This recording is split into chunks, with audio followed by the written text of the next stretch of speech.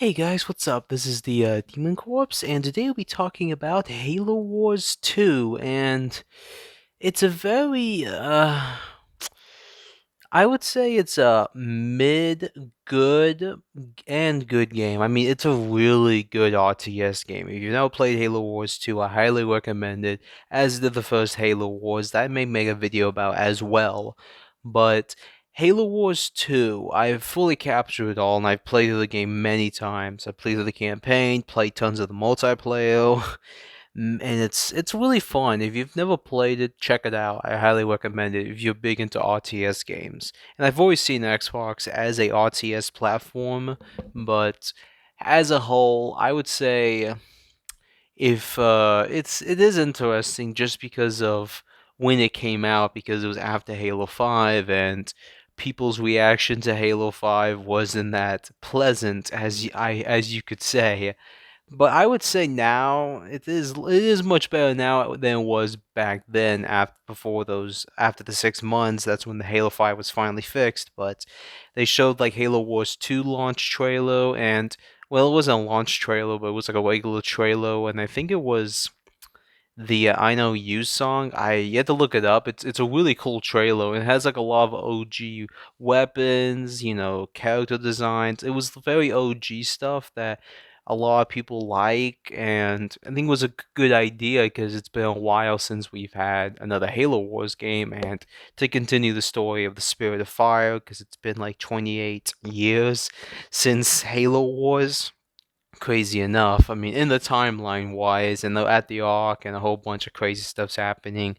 And there's a new villain that's going to be replacing Jul Madama. I think I'm saying his name correctly. That was like the leader of one of the factions of the Covenant. I don't know. It's weird. There's a lot of factions after Halo 3. When Halo 3's over, like the Covenant divided into different splinter factions, and they all trying to kill each other, trying to become I am the actual Covenant. The whole more thing that happens when an empire collapses. Everyone's just trying to take over as a whole. And there's the new villain Atriox, and I would say he's a really cool villain. And they actually showed like the Jewel Hanai's brute strength, because if you have not read Halo First Strike, highly recommended, good book. It does talk about a little bit of the Jewel Hanai and how strong they are, and how they can actually face against a Spartan. I mean, Elite can face against a human very easily, but the Spartan and the Elites, they're kind of even, so they can face each other more evenly. As for Jurohanai, you could say they're like an ape, but with a bunch of steroids, and they can do a bunch of damage to a Spartan. And in First Strike, it does talk about that, and it's pretty interesting. And we never seen that in the games, and most people kind of see the boots as somewhat easy. I would say back in probably Halo 2, but Halo 2 just had a lot of weird issues. And it didn't affect the game, it's just how the boots were built in Halo 2. They weren't like, that functional. But then they did fix them in Halo 3. They were somewhat weaker as a whole, but after you took off the armor, they do go to the Berserk mode. But I mean, there wasn't that many, interesting characters from the Bungie days of the Johane, except Tartarus, and that's kind of all. And if you haven't read the books, then yeah, that was the only Johane that we know that was like interesting. But in the books, there was a couple of others, I believe, if I remember correctly. It's been a while, and now because of 343, they've kind of expanded more Johane characters, and even now the new one, Atriox, that is going to be interesting what will happen after Halo Infinite. It's going to be interesting, I will say that. But I mean, he's taken over the Ark, and he's kind of just trying to take it over. And I mean, there's a lot of and it was very interesting to see him defeat 3 Spartans. I think that I went nuts. So I was like, wow, this is amazing.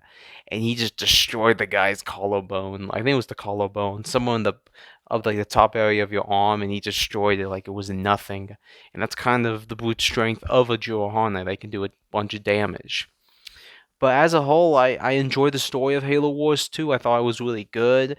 Gameplay wise, it's really good for a console RTS game. I think it was really amazing. I mean, the gameplay was very smooth. Like, I mean, if you know what to do, it's a little bit different from Halo Wars' gameplay where it's a little bit different, but it is kind of the same. But I just felt like Halo Wars 2 was very smooth in how the gameplay was done, where you can just click a button and go back to your base and make more troops, and then go to your next base. And it just felt a little bit faster than Halo Wars is. Halo Wars was kind of slowish, if you know what I mean, if you play the multiplayer of Halo Wars.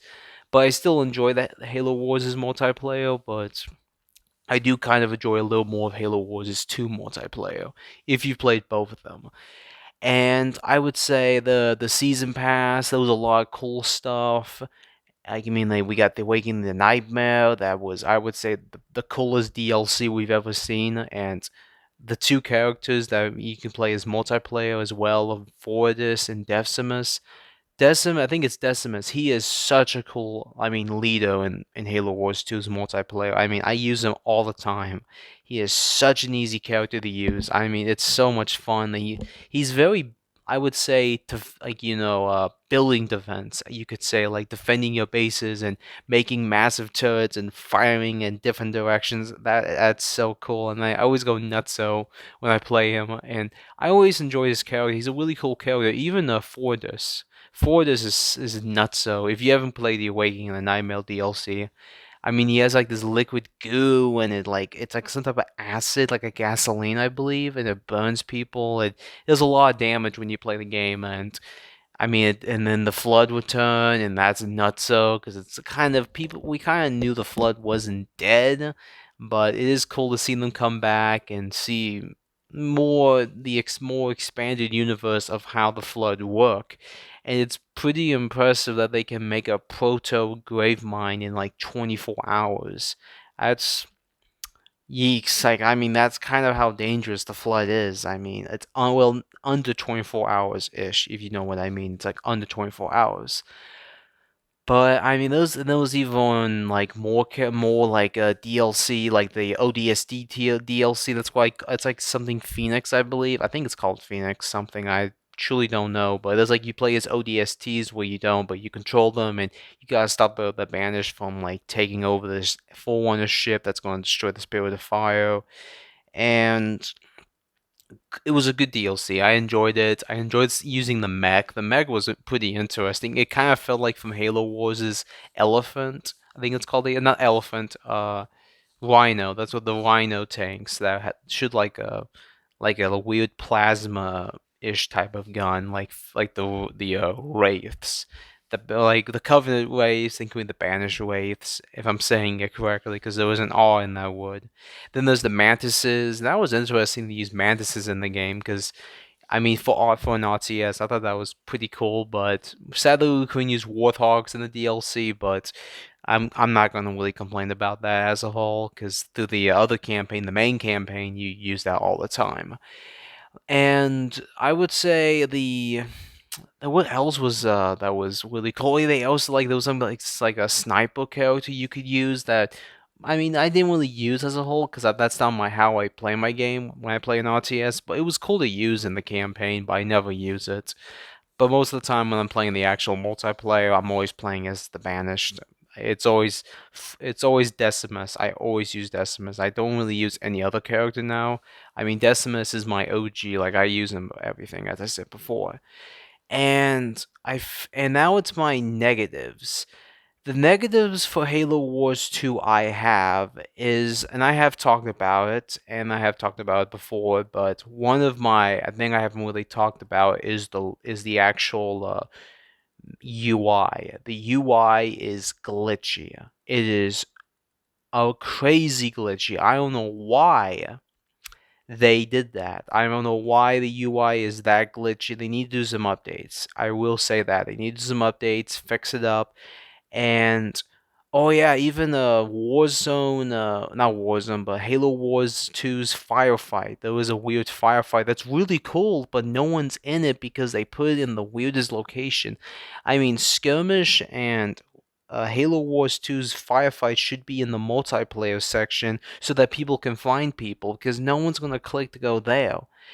And then there's microtransactions, but that's kind of a weird card-based game that no one plays. I have not seen anyone play it. I think it's a dead thing, and they should have never added it. I think that was a waste of space and waste of development. They could have done some other things. That's an issue I have, but I don't really care about microtransactions, but it's something they add that no one plays. The cards are cool. I mean, I like seeing those cards, but it's like, who gives a crap? I'm not gonna play it. Most people are just gonna play the multiplayer, and it's sad because I can never find people that are playing, Halo Wars 2's Firefight. Even when the game was, still pretty popular, no one was playing it. And I saw people, and you had to find friends, and I was able to get some people to play it, and it was fun. I mean, it was really cool experience, but they should have added that to like the multiplayer section where people would, click and be like, oh, nice, there's some cool stuff.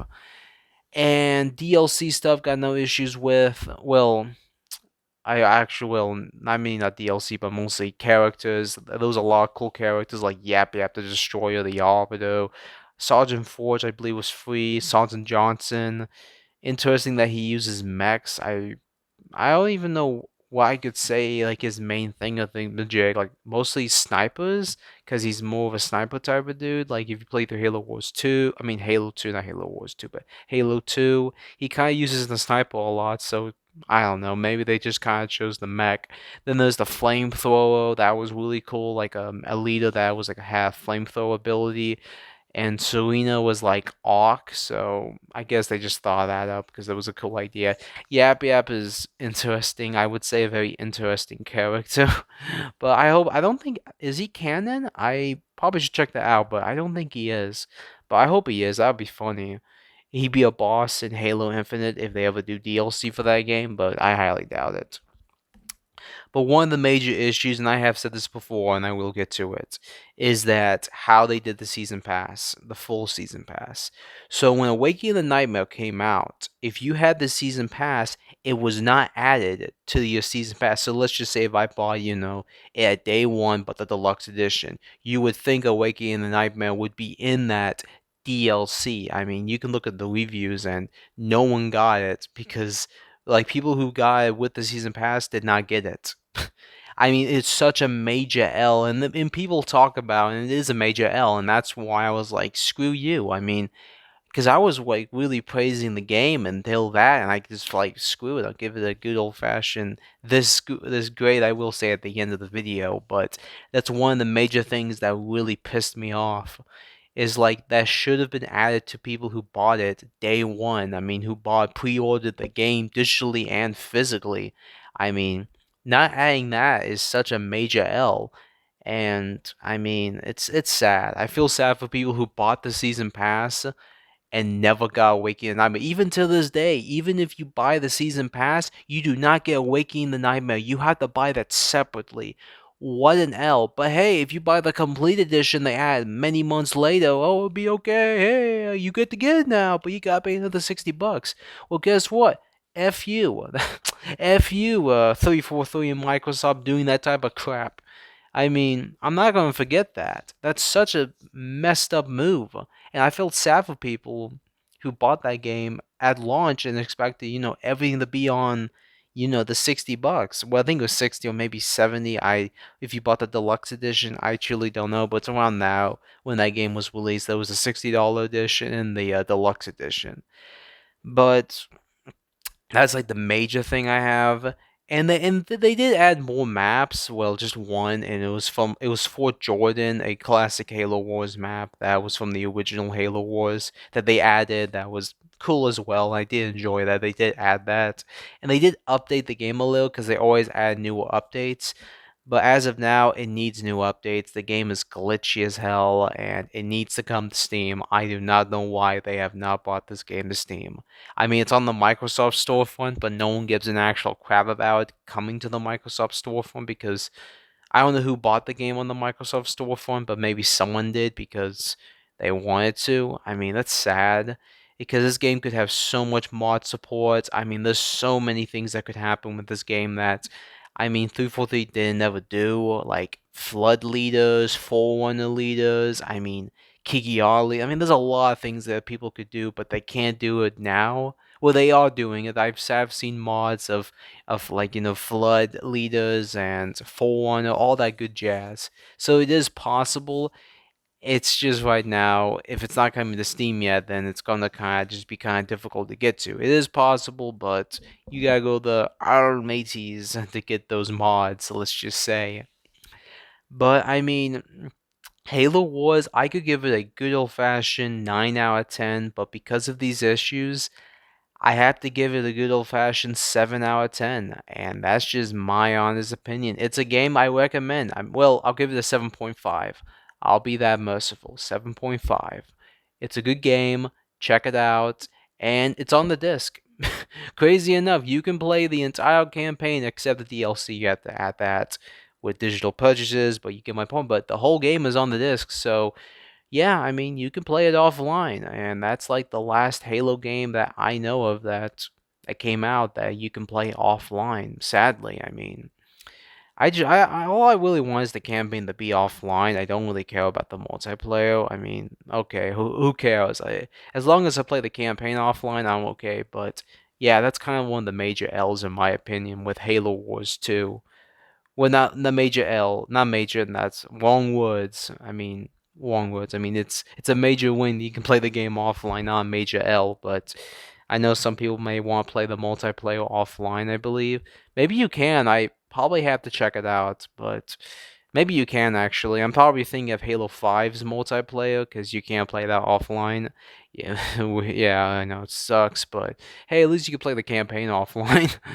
But yeah, I mean, yeah, I don't know. But I hope you guys enjoyed this review of Halo Wars 2, and I do hope there is a Halo Wars 3, and let's hope it's much different. I hope it's more like a space RTS game, like Sins of the Solar I think it's called Sins of the Solar Empire, but don't expect anything from 343. I mean, they're never gonna go that far. If they do, that would be impressive, and I would be like, wow, that's really cool. I mean, because that's something people want, and it does exist. It's a mod for Sins of the Solar Empire. It's like Sins of the Prophets. Such an amazing like mod, and I do want to play it. I just don't have a PC that's powerful enough to play that game, but that's a game I do want to check out and add that mod and just play as the Covenant and just go nutso and make a whole bunch of weird ass ships. And I mean, that looks fun, but something like that from 343 is like a chant, like it's not even possible because they're like, wait, that's possible? I don't know, but they have new management, so hey, you never know, things may have changed, and hey, we may see something good. But I'm gonna keep my hopes low because this is the gaming industry in 2023, and anyone that works at Microsoft doesn't need to take accountability for crap. So, because even if, let's just say, if I worked at Microsoft and I worked at 343 and I know give a crap about making a good product, I can get fired and voila, on my resume, well, I just leave. I'm not gonna get fired, but just say, hey, I just retired from Microsoft. I can add that to my resume and say, hey, I worked with Microsoft, and voila, I get a new job. So, and there's no accountability because that company's like $1 trillion company, and you can make so many mistakes and nothing happens. So just kind of how Microsoft is, but. I don't know. There's a lot of things that could happen, but I'm always hoping for the best, but you never know, let's just say. But I hope you guys enjoyed this video. Like, share, and subscribe, and yeah, I mean that's all. See you, scavengers.